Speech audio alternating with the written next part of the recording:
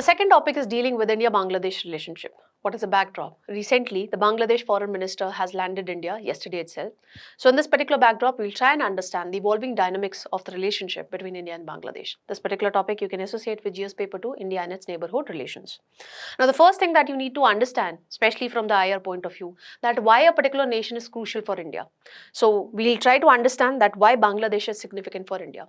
First and foremost, you must have read this in your geography textbook also, that when it comes to sharing the international border, the largest border that India shares with any country, that is Bangladesh. And with Bangladesh, we share around 50 plus transboundary rivers. And Bangladesh provides the shortest land as well as port access and establish India's mainland connectivity with the northeast India.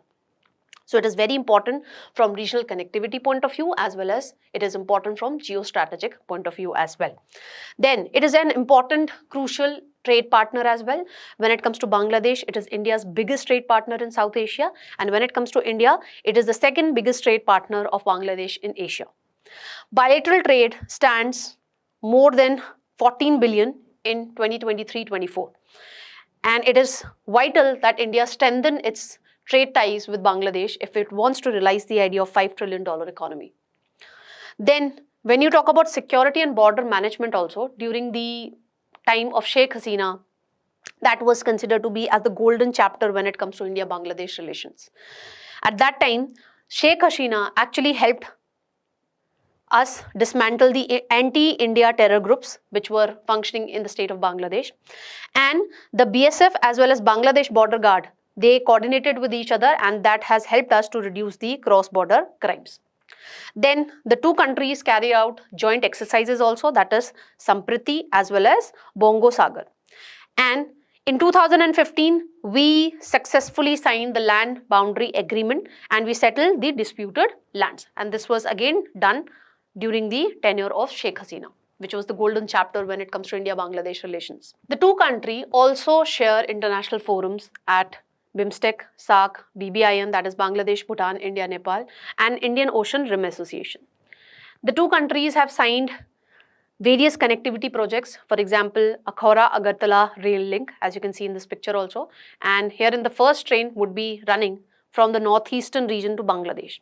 Then we have Khulna-Mongla port rail line. Then we have Maitri Setu over the Feni river. Agreement on uses of Chittagong and Mongla port. All these connectivity projects are going to further strengthen India's and Bangladesh economic as well as trade ties. Then we also cooperate when it comes to river management also. We have the Ganga Water Treaty in 1996, based on which there is sharing of data when it comes to the flow of Ganga river. And there are joint rivers commissions also, wherein the data is shared when it comes to the flow of the river. And the two countries also collaborate when it comes to flood management, irrigation, data sharing, and cooperation continues across 54 rivers except Tista. Then Bangladesh is also important from the medical point of view. Why? Because Bangladesh accounts for 35% of India's medical tourists. And this is possible because of the India providing medical visa facilitation. There is collaboration between the hospitals and telemedicine services, which is on a rise when it comes to India. We have great cultural as well as people-to-people ties also. We have Indira Gandhi Cultural Center here in India, and we have Indian Cultural Center in Dhaka. And on a constant basis, there are cultural exchanges between the two countries. Now, the second thing that you need to understand is how the relation between India and Bangladesh has taken a flip. Okay, especially after the ouster of Sheikh Hasina and after this BNP party has come into power when it comes to Bangladesh. So, after the ouster of Sheikh Hasina, which was considered to be at the golden chapter when it comes to India-Bangladesh relationship, from that time, there are tensions when it comes to India-Bangladesh relations, especially when the interim government, which was headed by Muhammad Yunus, who made a very controversial statement when it comes to India's northeastern region. He described India's northeastern region as a landlocked region, and it actually invited China to improve its ties with the northeastern India by using the Bangladesh ports.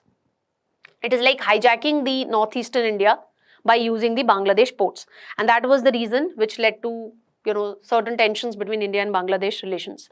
Then after the ouster of Sheikh Hasina, constantly we are seeing the attack on the minorities. You see, Dipu Das, There was a Hindu man who was living in Bangladesh. He was attacked.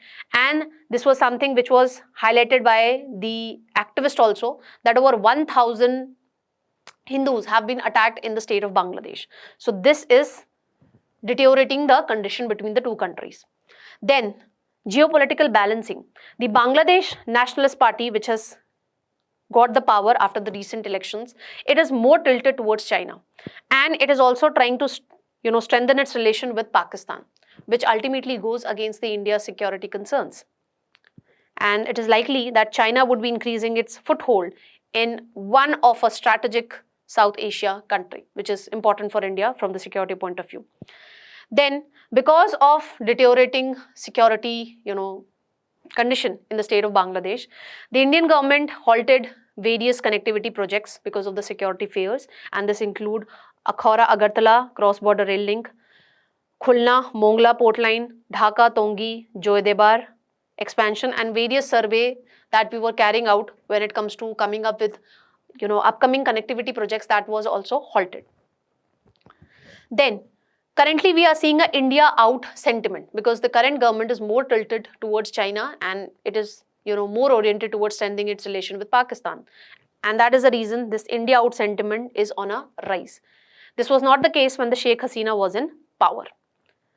And keeping in light the deteriorating relation and this controversial remark made by Muhammad Yunus, India stopped its transshipment facility which it used to earlier provide the Bangladesh. Okay, so it has revoked Bangladesh right to ship exports through Indian ports, and India has given the reason that it is leading to congestion, and this is negatively impacting the export competitiveness of India itself. Then this new government which has come into power, that is BNP, it is also constantly making the demand to extradite Sheikh Hasina, and this has put India in a very diplomatic discomfort position because as we all know that Sheikh Hasina tenure was the golden chapter when it comes to India-Bangladesh relations. Okay, so this has put India in a very discomforting position. Now, what all steps India need to take in order to restore its ties when it comes to a crucial player in South Asia, that is Bangladesh?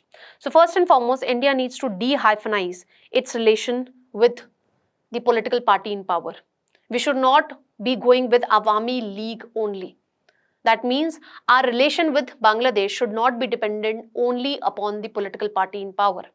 Rather, we should go for people-to-people connect. This we can do by easing the visa regimes for medical tourism, education, and we can strengthen the soft power bridge. So, our relation with Bangladesh should not be dependent upon political party in power. Rather, it should be about strengthening the people-to-people connections. And we need to do away with the anti-India sentiment which is on a rise after the BNP has come into picture in the state of Bangladesh. For this, you need to restore the public goodwill that India used to enjoy early in the state of Bangladesh. Then, we need to ensure high-level visits, especially by the Prime Minister of India. This could help us confer international legitimacy to the new regime and it might restore the relation between the two countries. Then, we can use the economic interdependence as a stabilizing tool to ensure cooperative behavior from the state of Bangladesh. We all know this particular fact that if you are economically dependent upon any person, you cannot be enemy. You cannot you cannot go against that particular person. The same thing is applicable in international domain as well. If you are dependent upon a particular country, you cannot go against the interest of that particular country, and that is something we can use with the state of Bangladesh. So experts point out that we should further strengthen our economic and trade ties with the state of Bangladesh, and we should help Bangladesh revive its economy. Okay, after the Sheikh Hasina ouster, the economy should be brought back on track, and we should increase Bangladesh economic interdependence on India, and this we can use to make sure that Bangladesh does nothing which go against India's own self-interest or strategic interest. So we can ensure cooperative behavior from Bangladesh by increasing Bangladesh economic interdependence on India. Then, as in 2026, Bangladesh is going to graduate from least developed country status to becoming a developing country. So that simply means that you will be losing the duty-free access to Western markets. So in this particular backdrop, experts point out that we should further strengthen our relation with the state of Bangladesh. For this, you need to fast-track the SEPA agreement, wherein you don't just lower down the trade barriers when it comes to goods and services, but you also collaborate when it comes to investment, when it comes to IPRs, when it comes to mutual recognition agreements. That means Bangladesh degree would be valid here, Indian degree would be valid in Bangladesh. And when it comes to Bangladesh, India should clearly establish the red lines. We should clearly communicate that what are the things on which India is not going to compromise. And if you do this particular act, you are going to lose one of your important trade partner. That is protection of the minority. So if there are atrocities against the Hindus in Bangladesh or any minority in the state of Bangladesh, then it is going to have a negative impact on India-Bangladesh relations. So this is non-negotiable for us.